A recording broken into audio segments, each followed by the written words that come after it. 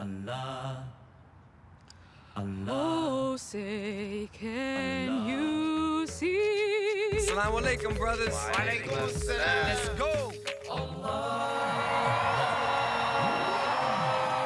By the dawn's early light, what so proudly we hailed at the twilight's last gleam.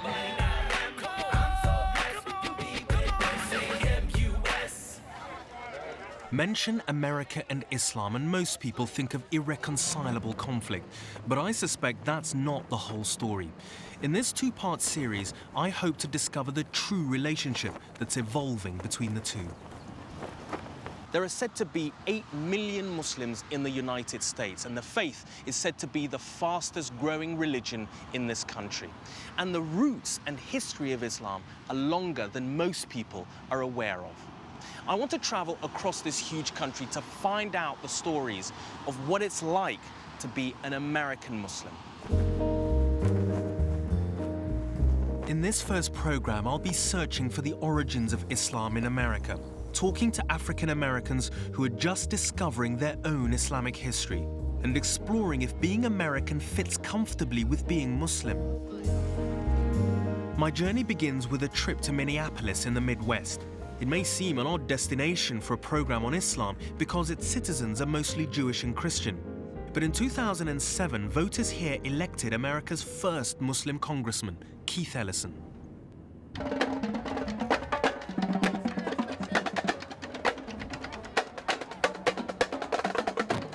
Keith's back on the campaign trail on a most significant anniversary. Today is Juneteenth. It commemorates June 19, 1865, the abolition of slavery. These are local political activists, and they're coming on the parade to get people in this community fired up about voting. And at the heart of their efforts are young Muslims playing their part to try and get Congressman Keith Ellison, the first Muslim in Congress, re-elected. How you doing? Good to see you, Rageh. Nice to see you. Keith Ellison is a charismatic politician who's keen to get young Muslims started in politics. Well, you know, we're just having fun out here. Yeah. Keith introduces me to his intern, Cowell.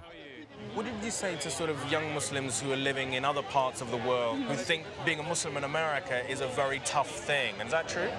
I mean, there's advantages, there's disadvantages. We definitely have a lot more opportunities. It's kind of difficult growing up in a different, especially where I'm from, it's Wisconsin. I'm the only Muslim in my school, the only Muslim in my high school. So that's definitely a challenge. But once you get past that, you know, there's so many different avenues, so many different opportunities for you to connect with.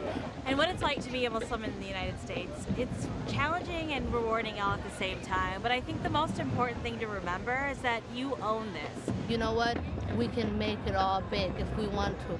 And I encourage all Muslims around the world to actually do the same. You know, please get to know your elected officials, vote, you know. That's the only way you can make a difference. Come on, let's go. Okay. All right. How you guys doing? Happy Juneteenth. You know, this is when the slaves got freed, right? This is a great example of the American art of glad handing. It's the way to the electoral heart of the nation, how candidates meet their voters, and it's paid off for Keith here in Minneapolis, and it's worked elsewhere. Now, Americans have elected 2 Muslims to Congress.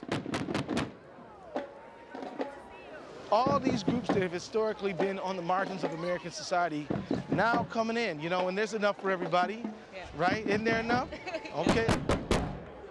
For those Muslims around the world in Western countries who have no idea about the community here, how would you say life is for Muslims in America at the moment, in all walks and areas of life?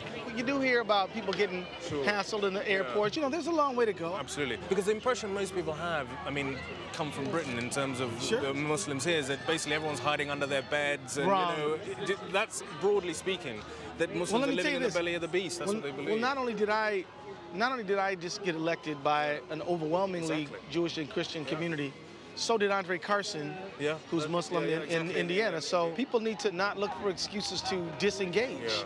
You have to get involved. You have to run the risk that you're going to encounter bumps and along the way, but you still have to be seen and heard. Yeah. Thanks a lot. It was great to Anytime, Rageh. Certainly, Keith needed the votes of Christians and Jews to get elected, but there's a community of 44,000 Somali Muslims here, the biggest in America. They even have their own TV network, and they all got behind Keith. This is Somali TV of Minnesota, and we are so glad to have here today with Rageh Omaar from Jazeera. Okay, Rageh, let's focus to you are Muslim and you are in Europe countries. I think Muslims in European countries believe that, you know, they enjoy the greatest freedoms, and the Muslim communities in the West are thriving most of all in Europe. And when they think about the position of Muslims in America, to be honest with you, I think they think that the numbers are tiny. Before I caught the plane here, actually, I was with my mum, and I asked her, I said, Mum, hoyu, as we say in Somali. How many Muslims do you think there are in the whole of the United States? And she said 100,000, 150,000, you know? Wow, the whole United States. In the whole United States. Wow. But I mean, as I understand it, there's anywhere between 5 and 8 million. That's the number. I mean, when you think about America as the land of opportunity and sort of seizing things with both hands, maybe sort of, you know, the next Rageh Omaars, if I could be so arrogant as to say that, will come from here. Maybe it's you. Yeah, thank you very much. Thank you. Okay, thanks. Thank you very much. I have distant relatives in the Somali community here. They were among the first to escape the civil war that's been raging in my homeland off and on for decades. 20 years on, and a new wave of refugees has arrived from Somalia. Some have just graduated college and are throwing a party to celebrate their achievements. We came here to take advantage of the opportunities that are here. At the same time, to keep our identity as Muslims. We're all going through the same experiences. Let's not forget our identity, and let's give back to the community. I'm a very blessed person, because, excuse me while I get a little bit emotional. We've been given so much, you know, we've gone through so much, but you read the news, what's happening at home, I have nothing to complain about. After that, we need some laughs, so I want to welcome Abdullah to here.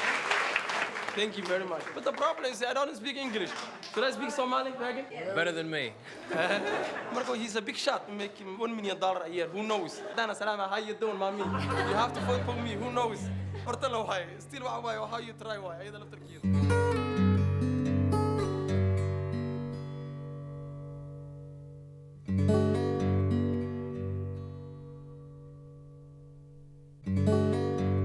My adopted home, England, has a bigger Somali community than Minneapolis, and it's been settled for longer. But they don't tend to think of England as home. My parents are typical. Their mental bags are still packed to return to Somalia. But that's not true here. These Somalis, no less scarred or traumatized by their experiences, have planted roots deeper and faster than any Somali community I've seen in the world. They don't talk of returning home, they are home. Okay, bye-bye. Okay, nice to meet you. These girls, come on. How are you? It's a message that came across loud and clear, and I was still hearing it in the taxi to the airport with Abdi Mohammed. So how long have you lived here, Abdi? It's 13 years. 13 years? Yeah. And you came from Somalia? Somalia. Yeah. Mogadishu. In Mogadishu? Yep. I was born there. Haven't been there for a long time there. There's a lot of problem last 15, 17 years. Yeah. Yeah. In England, we Somalis, you know, we're not that organized, you know? Here in America, if you don't organize, if you don't vote, if you don't participate, American way of living, you lost. Yeah. So you're not bad. That's the way to be visible, that's the way to get heard. Yes. Can you be Muslim and American, Abdi? Yes. Do you have to sacrifice one to be the other? You have to be American first, and you have to do what other Americans do. You sacrifice your life to defending America, because this is our country. This is. You feel that? I mean, you don't think about going back home? I'll sacrifice my life defending this country, because the opportunity I get, the welcoming I get. That's a powerful statement. Compared to where I come from, how we were, how I was. You know, there's a lot of friends of mine who died the war, where I come from. Coming here, you know, having what I have is home. Minnesota is a liberal state in the democratic heartland of the Midwest, a welcoming place for these Somalis, the latest black immigrants to establish themselves in America. But in the early years of its history, America was the very opposite of welcoming for the first Africans to reach these shores.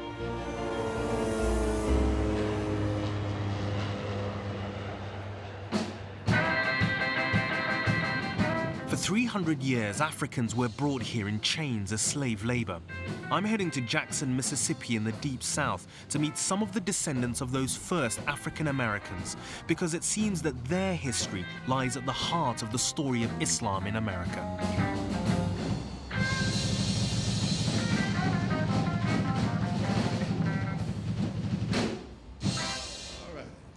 This impressive-looking building is actually the state capital of Mississippi.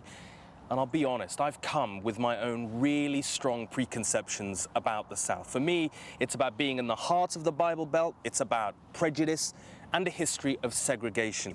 But I've actually been told that the story of Islam in America begins, of all places, here, centuries before Muhammad Ali or Malcolm X. And it's a story that begins with slavery.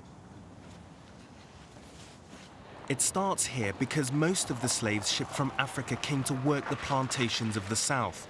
Among them were Muslims, but they were forbidden by law from practicing their faith.